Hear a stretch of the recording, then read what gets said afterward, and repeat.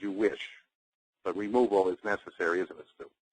It is very necessary. That's the reason I've advocated, and I have on StuWebb.com special comment about the arrest. It's legal to advocate the arrest, the legal arrest of these criminals, and it's legal for us as citizens of the United States of America to go out and arrest these people. We can actually bring the charges. Now, if you go to my website, StuWebb.com, look at the special comment that I did this past couple of weeks. I've got links in there. Just go up, find the code that's necessary for the particular candidate that you're going to go arrest, the particular public official or past public official, and go make the arrest. If people start doing this at town hall meetings, start nailing certain public officials, that's on the county level, the municipal level, the state level, and the federal level.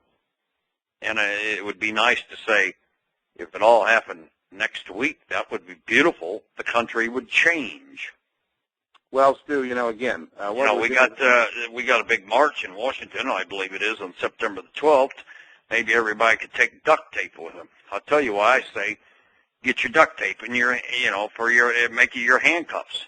Use the duct tape as their handcuffs.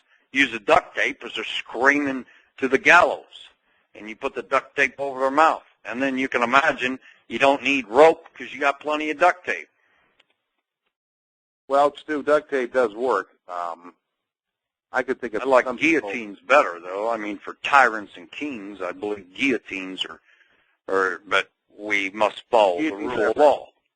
Guillotines are effective. Yes. They're quite effective. In fact, they've been proven effective by the country of France in the past when they had tyrants and kings around. The only thing is the head, once cut and rolling on the street, can respond to you for 10 seconds before, I can imagine what Hillary Clinton's voice would sound like in those last 10 seconds, or George Herbert Walker Bush. I don't know, Stu, what it would sound like. I assume that they wouldn't be pleased. I could imagine what it'd sound like, and it probably wouldn't be something I would want to use on the air. I think I did. No, I don't think we should do that. I think we should make it clear upon conviction for treason. At that point, the guillotines would. Yes. But Washington D.C., I think, Tom, I don't want to go too far, but I think the American people, it's about time that we get the semi trucks and the guillotines on the backs, and we get up to Washington, and then we drag them all back to a big party, and we have court, and let the American people make that decision. It's come to that point. Well, we have no Justice Department, and we have to bring rule of law and justice upon public government, current and former government criminals who have robbed, looted, and destroyed this once great country. And these are punks. These are nothing but part of a crime syndicate. A bunch of thugs is all these people are. And they need to be dealt with accordingly, like any thug. I agree. I think we're headed toward that point. And I don't know. I think this country has reached a level now where the people basically have to begin to organize, as I said, the revolutionary cells, which will be necessary to remove these people from what they've been doing to us. No other choice to. I'm pretty much in agreement. The one big statement's continually being made by everyone, Tom, that I talk to. When's someone going to do something about it? When's somebody going to arrest these people? They keep saying that. Why won't the military arrest them? Why won't people in the CIA arrest them? Why won't people in the FBI arrest them? Why won't our government arrest these criminals? They know it's them. I hear it repeatedly, Tom. I can't answer that, folks. Tom hears it repeatedly. The problem is there's no justice. There's no rule of law. The thugs are in control. It's time to remove the thugs. And the American people own the government. The government is of the people, by the people, and for the people. So therefore, the people have the right to remove these thugs, because that's all they are. These Congress and senators, all of them should be taken out in handcuffs.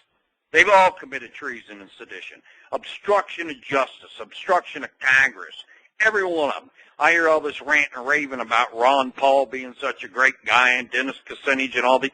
These people know what they've been doing. Have they been on national TV talking about it? Hell no, they haven't.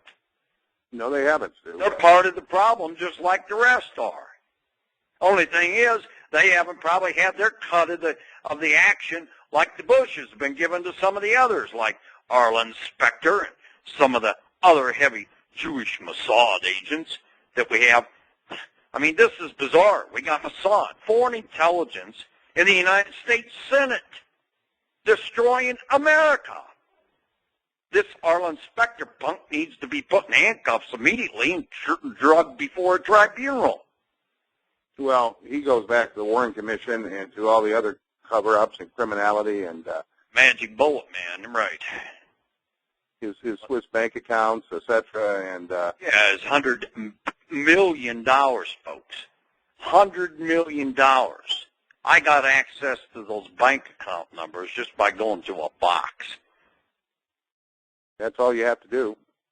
That's all we have to do. And, we need to start the arrests. Now, Tom, one of the things about revolutionary councils is, as an example, Chris is monitoring the show here, of course, because he hosts it. But as an example, he could get 4 or 5 or 10 of his buddies, maybe 20, quietly. Nobody needs to know about it. You don't need to go to some meeting and say, hey, anybody want to be part of the Revolutionary Council? We're going to go arrest Congressman and Senator so-and-so. Just quietly start forming them. Yep. Get them ready. Because these people have collapsed this country and economy, and you're going to see it soon. And, Tom, I'm in agreement with what you say about the Merrill dollar. I believe they're going to do something soon.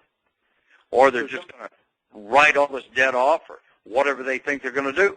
The only way they can write it off is with the currency switch, I can tell you. That's what they think they can do. They're going to write off our back based on the value of our own savings accounts. And that which means they're going to grab all the loot that's in circulation. We're going to get, what, about 10 cents on the dollar? 14 cents. 14 cents on the dollar. I was talking to somebody recently that said, you know what's going to happen to real estate?